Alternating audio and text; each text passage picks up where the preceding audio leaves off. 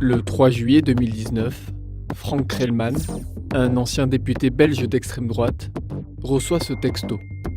Est-ce que tu pourrais m'écrire un rapport sur Charles Michel à propos de ses opinions politiques, sa personnalité, ses hobbies et son avis sur notre pays ? À l'époque, Charles Michel est le Premier ministre belge. La veille, le 2 juillet 2019, il est nommé président du Conseil européen, l'un des postes les plus stratégiques du continent. La personne à l'origine de ce mystérieux message se fait appeler Daniel Wu, et c'est un agent de renseignement chinois.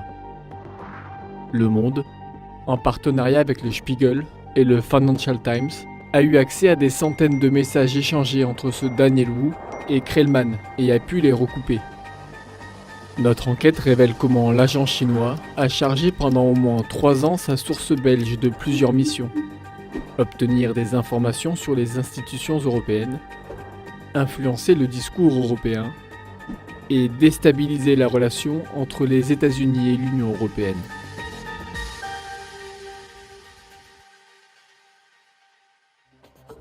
Mais qui est vraiment Daniel Wu ?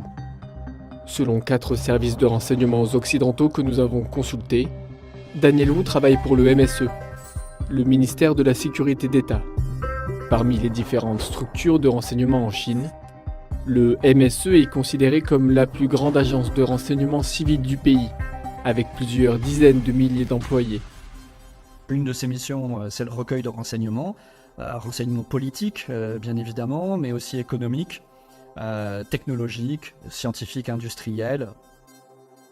Toujours selon les sources au renseignement occidental, Daniel Wu travaille au Zhejiang State Security Department, une sous-direction provinciale du MSE. Avec ses 5000 officiers, cette antenne du MSE cible tout particulièrement l'Europe de l'Ouest.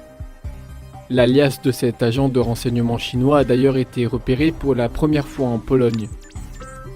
En mai 2016, un pro-russe est arrêté par les autorités polonaises après des soupçons d'espionnage en faveur de Moscou et de Pékin. Selon nos sources au renseignement occidental, il était en fait en contact avec Daniel Wu. Mais retour en Belgique et à la correspondance entre cet agent chinois et sa nouvelle cible. Quand Frank Crellman n'écrit pas de rapport sur le Premier ministre belge, ce sont d'autres informations qui intéressent l'agent.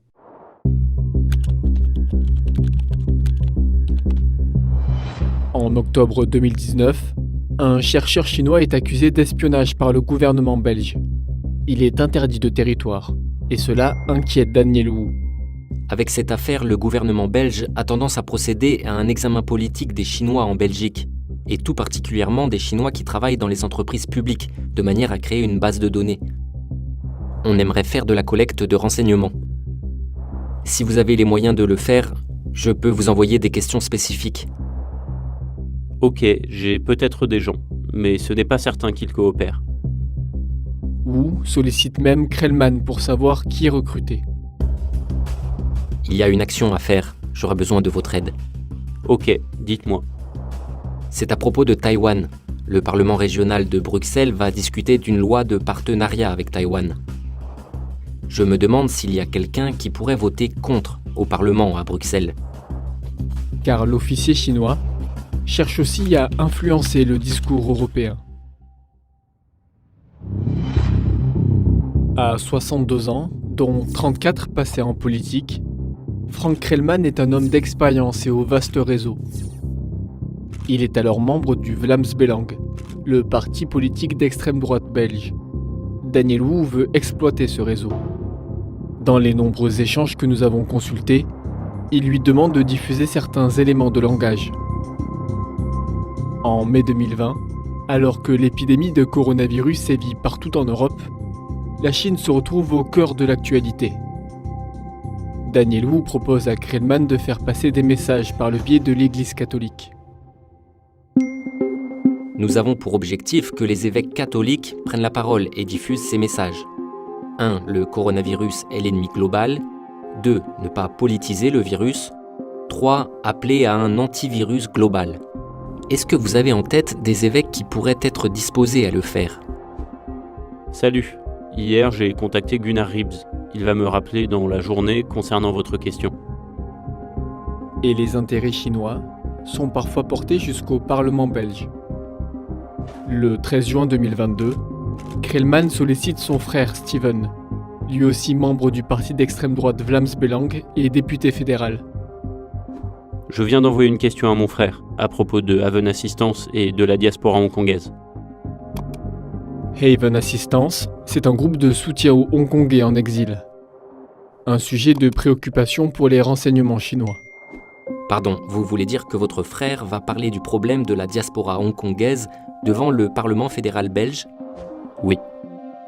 Le 28 juillet 2022, un mois après les échanges, Steven Creelman publie par écrit sa question devant la Chambre des représentants belges. Le gouvernement est-il informé de l'existence du groupe Haven Assistance, qui recommande l'émigration de membres de l'opposition hongkongaise vers l'Europe et fournit probablement les moyens logistiques à cet effet? Les activités du groupe Haven Assistance ont-elles une incidence sur l'immigration d'opposants chinois dans notre pays? Réponse du ministère de l'Intérieur belge. Les résidents de Hong Kong ne sont pas enregistrés comme un groupe distinct dans la base de données.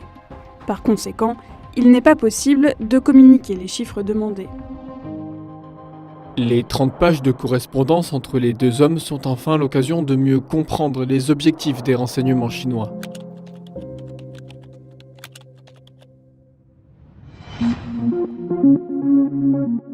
À la fin de l'année 2022, Emmanuel Macron et son homologue allemand Olaf Scholz sont attendus en Chine pour 2 visites diplomatiques de premier plan. C'est l'occasion, pour Wu, d'exposer son état d'esprit. Il y a un projet dont nous sommes en train de discuter. L'objectif et l'idée principale sont de créer une certaine ambiance pendant la visite, pour montrer que les États-Unis et le Royaume-Uni déstabilisent la stabilité énergétique en Europe et que la Chine est en train d'y remédier. Une idée du type d'action à mener ? Creelman répond que 2 membres de son parti ont justement prévu de s'exprimer à ce sujet. Il y aura une intervention de Tom Van Dodrich ou Philippe de Man, tous les 2 députés au Parlement européen. Quelques messages plus tard, l'agent chinois explicite la démarche. Notre objectif principal est de diviser la relation États-Unis-Europe. En contrepartie des services rendus, Creelman est convié en Chine par son interlocuteur. Fin 2019, Daniel invite Franck à Sanya, une ville côtière située à l'extrémité sud de l'île chinoise d'Hainan. Une destination prisée par les officiers du MSE qui souhaitent rencontrer leurs collaborateurs. Selon les messages, Franck décolle d'Europe puis passe par Hong Kong afin d'entrer en Chine sans visa. Puis il rencontre Daniel et un de ses collègues à Sanya les 14, 15 et 16 décembre 2019. Il rentre en Belgique le lendemain. Les trajets indiqués ont bien existé et sont retrouvables grâce aux données de vol disponibles en source ouverte. Mais Creelman se fait également rémunérer par l'agent chinois.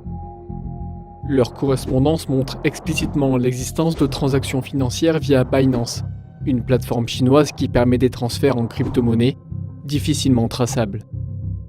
Le premier levier, c'est l'argent. Toujours. Enfin, c'est le plus utilisé. C'est normal parce que c'est le plus efficace. Parfois, ils utilisent l'idéologie. Et en Europe, l'idéologie, oui, voilà, ça peut être l'idéologie d'extrême gauche, l'idéologie d'extrême droite, l'anti-américanisme, même auprès de gens qui sont pas forcément pro-chinois, qui se fichent même un peu de la Chine, mais qui rejoignent les Chinois sur leur anti-américanisme. Les échanges que nous avons récupérés s'arrêtent en septembre 2022. Contactés, ni Franck Creelman, ni Daniel Wu n'ont répondu à nos demandes d'interview. L'ambassade de Chine en Belgique a qualifié notre enquête de fabrication, tout en précisant que Pékin suivait un principe de non-ingérence dans les autres pays. Quelques heures après la publication de cette enquête le 15 décembre 2023, Franck Creelman a été exclu de son parti, le Vlaams Belang, après plus de 37 ans d'adhésion.